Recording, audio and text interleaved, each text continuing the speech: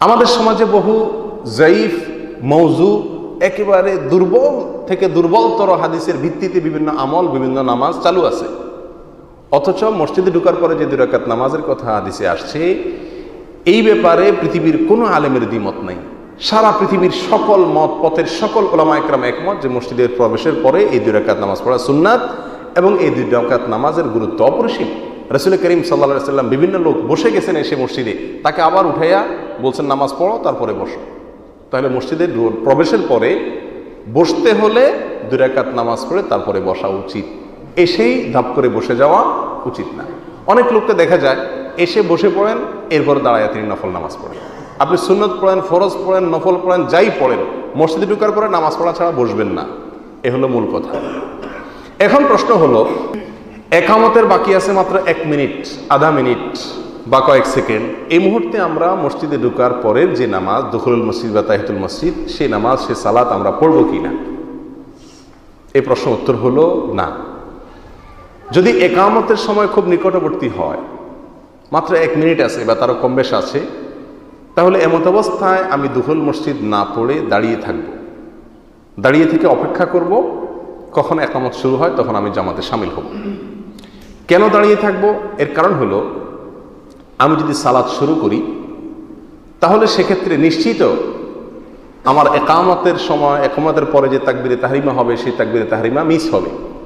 আর রাসূল করিম সাল্লাল্লাহু আলাইহি সাল্লাম তাকবীরে উলা, তাকবীরে তাহরিমা যেটা প্রথম তাকবীর ইমামের সঙ্গে, এই তাকবীরে উলার ফজিলত বর্ণনা করেছেন। 40 দিন পর্যন্ত কেউ যদি তাকবীর উলার সাথে নামাজ পড়ে তাহলে মুনাফিকের খাতা থেকে তার নাম কেটে যায়। আরো বহু হাদিস থেকে বোঝা যায় তাকবীরে তাহরিমা বা তাকবীরে উলার সাথে জামাতে নামাজ পড়ার গুরুত্ব ইসলামী শরিয়াতে অপরিসীম। বিধায় তাকবীরে উলার সাথে নামাজ পড়ার স্বার্থে আপনি তখন দুখুল মসজিদ বা তাহিয়াতুল মসজিদের নিয়ত করবেন না, বরং দাঁড়িয়ে অপেক্ষা করবেন, বসবেনও না। কারণ বসে গেলে আবার ওই যে হাদিসে নিষেধ আছে মসজিদে ঢোকার পরে নামাজ না পড়ে যেন না বসে, সেই নিষেধাজ্ঞা অমান্য হয়ে যায়, এই জন্য দাঁড়িয়ে অপেক্ষা করবেন। এটা হলো মূল মাসআলা। এটা পৃথিবীর অনেক বড় বড় স্কলারদের মত, আমার মত নয়।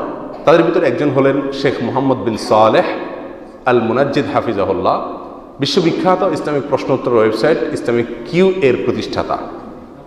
তার মতে এই কাজটা করতে হবে, অর্থাৎ একামতের সময় যদি খুব নিকটবর্তী হয় তাহলে দাঁড়িয়ে অপেক্ষা করবেন, তিনি ওই সময় দুখুল মসজিদ বা তাহিয়াতুল মসজিদের নিয়ত করবেন না।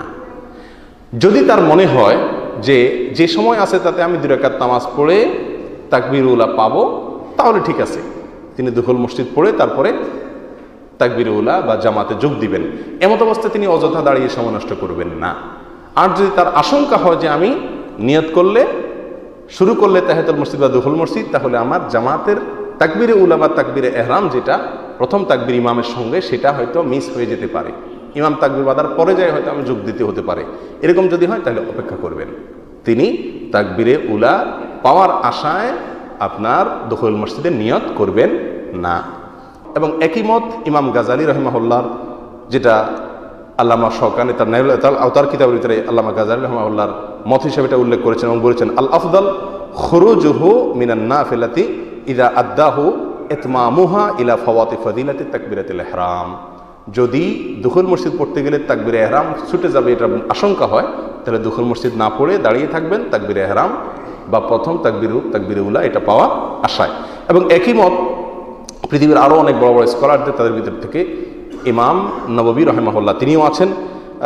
তিনি এই মতের সপক্ষে হুবহু এই কথাই বলেছেন, ইনশাল্লাহ যদি এরকম হয় যে মসজিদে ঢোকার পরে তাকবীরে দুখুল মসজিদের নিয়ত যদি কেউ করে তাহলে ফাতাতহু তাকবীরাতুল ইহরাম আল ইমাম, তার ইমামের সঙ্গে তাকবীর উলা নাও পেতে পারেন। এরকম আশঙ্কা যদি হয় 1 মিনিট থাকে, আধা মিনিট থাকে, তাহলে লাম ইউসাল্লি তাহিয়্যাহ, তাহলে তিনি তাহিয়াতুল মসজিদ পড়বেন না, বাল ইয়াকিফু হাত্তা তুকামুস সালাহ, বরং তিনি দাঁড়িয়ে থাকবেন একামত হওয়া পর্যন্ত। বসবেন না, এই জন্য বসলে হাদিসের খেলাফ হবে, নামাজ পড়া ছাড়া বসা যাবে না।